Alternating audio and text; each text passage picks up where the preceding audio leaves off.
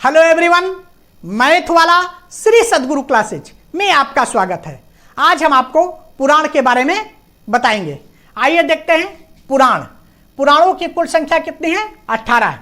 इसके पहले हम देखते हैं कि हमारे प्राचीन ग्रंथ कौन कौन से हैं। देखिए, हमारे प्राचीन ग्रंथ नंबर 1 है वेद, नंबर 2 पुराण, नंबर 3 उपनिषद और नंबर 4 स्मृति। नंबर 1 आपका वेद है।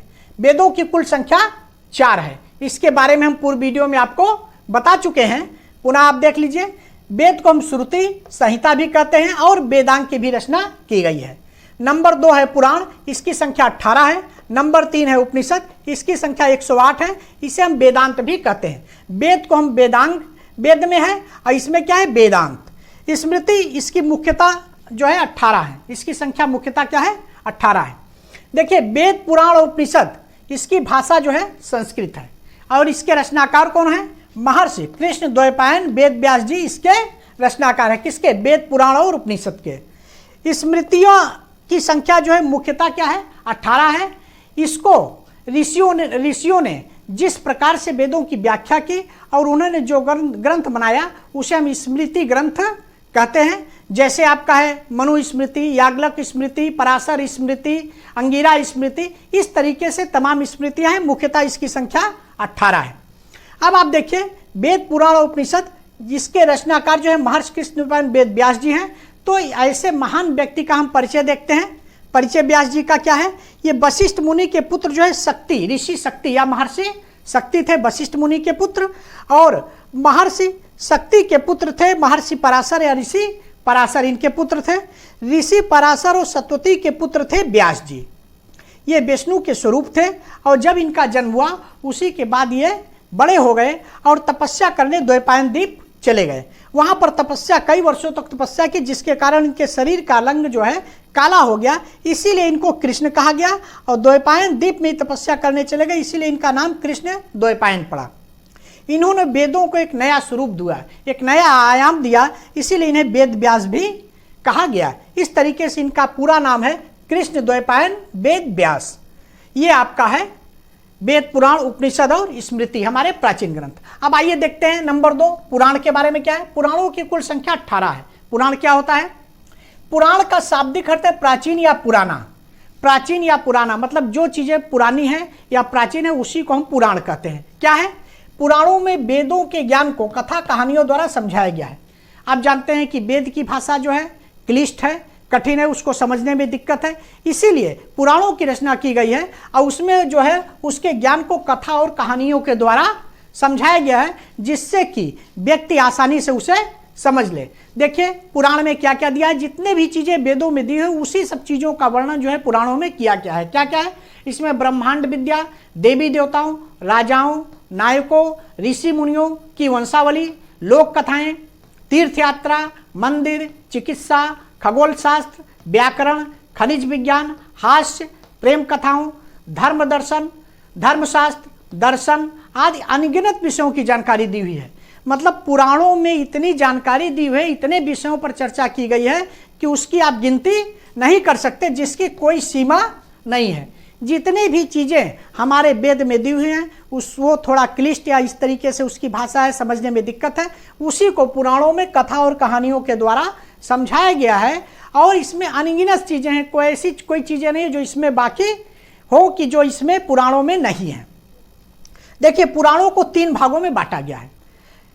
ये 3 भागों में, जैसे 18 पुराण आपको हैं, 3 भागों में बांटा गया। 6 पुराण उसको 3 भागों में बांटा गया। क्या है? त्रिदेव ब्रह्मा विष्णु और महेश में प्रत्येक को 6 पुराण समर्पित है। पुराणों को 18 पुराण में से सभी पुराणों को 3 भागों में बांटा गया है और 6 पुराण हमारे त्रिदेवों को समर्पित हैं। और इनको हम क्या कहते हैं? जैसे देखिए, सात्विक पुराण, सात्विक पुराण जो है श्री हरि विष्णु को समर्पित है। रजस पुराण श्री ब्रह्मा जी को समर्पित है और तामस पुराण श्री शिव जी को समर्पित है। सात्विक का मतलब होता है कि मनुष्य की विचारधारा इसमें सात्विक गुणों से परिपूर्ण हो, सात्विक गुण या सतो गुण उसमें हो। कहने का मतलब कि मनुष्य जो है सत्कर्म की तरफ ध्यान दे। इसमें जो है उसके कर्म के अनुसार उसके पालन पोषण से ये संबंधित पुराण है।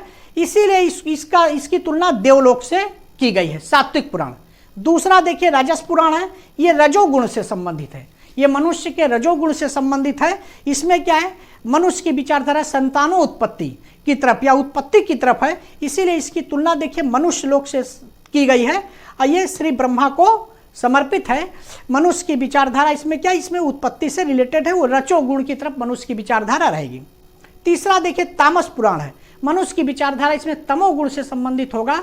मनुष्य जो है इसमें नकारात्मक शक्तियों की तरफ आकर्षित होगा, उसका विचार नकारात्मक होगा, विनाश की तरफ उसका विचार होगा, इसीलिए इसकी तुलना जो है नरक लोक से की गई है। इस तरीके से 3 प्रकार के पुराण, सात्विक पुराण, राजस पुराण और तामस पुराण, 3 प्रकार के पुराणों में 18 पुराण को विभाजित किया गया है। 6 पुराण जो है हमारे त्रिदेवों को समर्पित है। क्या है, सात्विक पुराण जिसमें कि मनुष्य की विचारधारा सकारात्मक रहेगी, वो अपने कर्म की तरफ ध्यान देंगे, अपने कर्म। दूसरा रजोगुण की तरफ है राजस पुराण, जिसमें मनुष्य की विचारधारा रजोगुण से संबंधित रहेगी, संतान उत्पत्ति वगैरह की तरफ उनका विचार रहेगा।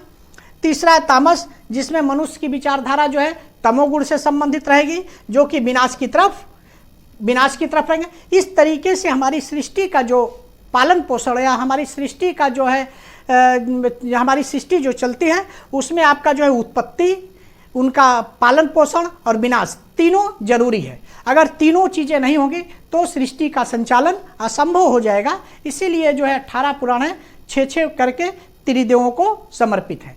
आइए देखते हैं ये क्या क्या है। पहला आपका है सात्विक पुराण। सात्विक पुराण में देखिए कौन कौन से 6 पुराण हैं। नंबर 1 विष्णु पुराण, नंबर 2 पद्म पुराण, नंबर 3 भागवत पुराण, नंबर 4 नारद पुराण, नंबर 5 वराह पुराण और नंबर 6 गरुड़ पुराण। अब देखिए विष्णु पुराण में क्या है, उसमें विष्णु जी की चर्चा की गई है, विष्णु जी को महान बताया गया है, विष्णु जी की चर्चा विष्णु पुराण में की गई है। पद्म पुराण क्या है, इसमें विष्णु भक्ति के बारे में दिया हुआ है, विष्णु जी की भक्ति कैसे आप करेंगे उसके बारे में पद्म पुराण में दिया हुआ है। देखिए भागवत पुराण में श्री कृष्ण भक्ति की चर्चा की गई है। आप जानते हैं कि इस समय आपने देखा होगा सभी तरफ जो है अधिकतर भागवत जो है होता है, सुनने में आता है कि यहाँ पर भागवत हो रहा है इस तरीके से, और भागवत में ज़्यादातर श्री कृष्ण जी की ही चर्चा होती है। क्यों? क्योंकि आप जानते हैं कि द्वापर युग के बाद ही कलयुग आया है, और द्वापर युग के अंत में श्री कृष्ण जो है वो स्वर्ग को चले गए थे। अंतिम समय में जब श्री कृष्ण जो है स्वर्ग को गए उसी के बाद कलयुग शुरू हुआ, इसीलिए भागवत पुराण में श्री कृष्ण के बारे में दिया गया और ज़्यादातर श्री कृष्ण की ही चर्चा होती है। क्योंकि द्वापर युग के बाद तत्काल कलयुग शुरू हुआ और द्वापर युग के अंत में ही वो स्वर्ग को चले गए, तो चर्चा में कलयुग शुरू हुआ, तो श्री कृष्ण जो है चर्चा में हमेशा बने रहते हैं भगवान श्री कृष्ण, इसीलिए इनकी चर्चा जो है हमेशा अक्सर होती है। भागवत इन्हीं के नाम पर भागवत होता है। चौथा देखिए नारद पुराण महापुराण है। नारद पुराण में सभी पुराणों का सार दिया हुआ है, जितने भी पुराण हैं सभी पुराणों का इसमें नारद पुराण में सार दिया हुआ है। देखिए 5वां वराह पुराण, इसमें क्या है, इसमें श्री हरि विष्णु के वराह अवतार का वर्णन किया गया है। वराह पुराण।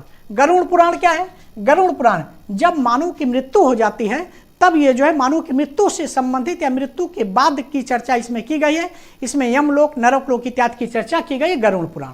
अब दूसरे नंबर का पुराण आपका है राजस पुराण। इसमें भी देखिए 6 पुराण है। कौन कौन से? 7वां ब्रह्म पुराण, ब्रह्मांड पुराण, ब्रह्म वैवर्त पुराण, मार्कंडेय पुराण, वामन पुराण और भविष्य पुराण। ब्रह्म पुराण में क्या है, इसमें ब्रह्मा जी का वर्णन किया गया है, ब्रह्मा जी के बारे में बताया गया है। ब्रह्मांड पुराण, इसमें ब्रह्मांड की चर्चा की गई, ब्रह्मांड और सृष्टि की चर्चा इसमें की गई ब्रह्मांड पुराण में। ब्रह्म वैवर्त पुराण में क्या, लक्ष्मी और गणेश की चर्चा की गई, इसको हम वैष्णव पुराण, ब्रह्म वैवर्त पुराण को वैष्णव पुराण भी कहते हैं। इसमें लक्ष्मी और गणेश की चर्चा की गई, लक्ष्मी और गणेश की चर्चा इसमें की गई है। 10वां देखिए मार्कंडेय पुराण, ये सबसे छोटा पुराण है। मार्कंडेय पुराण आपका जो है सबसे छोटा पुराण है। ये क्या है मार्कंडेय पुराण में, मार्कंडेय पुराण मतलब जितने भी पुराण ये 18 आपके दिए हुए हैं सबसे छोटा पुराण है। इसमें जो है सूर्यदेव, इंद्रदेव और अग्निदेव इत्यादि की चर्चा जो है मार्कंडेय पुराण में की गई है। आपका वामन पुराण, वामन पुराण में क्या है, वामन पुराण में जो है श्री हरि विष्णु के वामन अवतार का वर्णन किया गया है। जब वामन अवतार श्री हरि विष्णु का हुआ था तो वामन अवतार का इसमें वर्णन किया गया है। भविष्य पुराण में क्या है, इसमें भविष्य से संबंधित चीज़ें बताई गई हैं। जो इतिहास की चीज़ें भविष्य से संबंधित हैं उसके बारे में आपको इसमें, जैसे छत्रपति शिवाजी के बारे में बताया गया, मौर्य वंश के बारे में बताया गया है, मुगल वंश के बारे में बताया गया है। इस तरीके की जो कहानियां हैं ये भविष्य पुराण में दी हुई है। या सर्प इत्यादि के बारे में बताया गया, ये भविष्य पुराण में बताया गया है। तीसरे नंबर का पुराण आपका तामस पुराण है। ये देखिए आपका शिव या वायु पुराण है, लिंग पुराण है, अग्नि पुराण है, स्कंद पुराण है, कूर्म पुराण है और मत्स्य पुराण। इस तरीके से आपका ये 6 पुराण है। शिव पुराण या इसी को हम वायु पुराण कहते हैं, इसमें भगवान शंकर की महिमा का वर्णन किया गया है शिव पुराण में। लिंग पुराण में क्या है, ये भी जो है भगवान शिव जी से ही संबंधित है। लिंग पुराण, ये इसमें भी भगवान शिव के सभी अवतारों का वर्णन किया गया है। अघोर पंथ का वर्णन किया गया, अघोर पंथ क्या होता है उसके बारे में चर्चा की गई। अग्नि पुराण, अग्नि पुराण में जो है श्री हरि विष्णु के जितने भी अवतार, वामन अवतार, कूर्म अवतार, इस तरीके से या मोहिनी अवतार, सभी अवतारों की चर्चा जो है अग्नि पुराण में की गई है। स्कंद पुराण जो है ये देखिए हमारा सबसे बड़ा पुराण है। स्कंद पुराण जो है हमारा सबसे बड़ा पुराण है और इसमें जो है शिव जी के पुत्र कार्तिकेय के नाम पर ये दिया हुआ है स्कंद पुराण। शिव के पुत्र जो है कार्तिकेय, उनके नाम पर यह है स्कंद पुराण। ये हमारा सबसे बड़ा पुराण है।